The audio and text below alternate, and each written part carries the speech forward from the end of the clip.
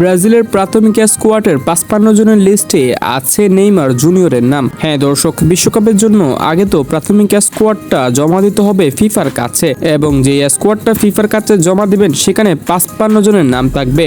ওই ৫৫ জনের মধ্যে কার্লো আনচেলত্তি নেইমার জুনিয়রকে রেখেছেন, এটা একদম নিশ্চিত। ব্রাজিলের সংবাদ মাধ্যম থেকে শুরু করে ব্রাজিলের বেশ কিছু মিডিয়া এটা নিশ্চিত করেছে। তবে নেইমার জুনিয়র কি ব্রাজিলের প্রধান স্কোয়াডে জায়গা পাবে, এটাও একটা প্রশ্নের বিষয়। তবে সেই প্রশ্নের বিষয়টা কিছুটা সহজ করে দিয়েছে কার্লো আনচেলত্তি, কারণ তিনি অনেক আগে থেকেই বলছেন নেইমারকে বিশ্বকাপে নিয়ে যাবেন। সেই জন্য প্রথমেই প্রাথমিক স্কোয়াডে নিয়ে আসলেন নেইমার জুনিয়রের নাম। অর্থাৎ সিঁড়িতে ওঠার সময় যেমন ২-৩ ধাপ উঠতে হয়, সেখানের মধ্যে একটি ধাপ এগিয়ে গেছে নেইমার। এখন দ্বিতীয় ধাপ অর্থাৎ প্রধান স্কোয়াড ঘোষণা। সেই সময় নেইমার জুনিয়রের নাম উচ্চারণ করবেন কিনা কার্লো আনচেলত্তি, সেটা ডিপেন্ড করবে কার্লো আনচেলত্তির উপর। তবে আমরা নিশ্চিত এবার নেইমার জুনিয়রের নাম আসছে বিশ্বকাপের স্কোয়াডে। কার্লো তাদের ভক্তদের হতাশ করবেন না। যদি এইবারে নেইমার জুনিয়রকে না রাখে বিশ্বকাপের স্কোয়াডে, তাহলে এই সিজনে ব্রাজিলের জন্য সবচেয়ে খারাপ একটা সময় অপেক্ষা করছে। নেইমারকে অবশ্যই প্রয়োজন ব্রাজিল দলে। সে একটা বট গাছের মতো ছায়া দিবে ব্রাজিলের বাকি প্লেয়ারদের, সেই সাথে ব্রাজিলের পতাকা নিয়ে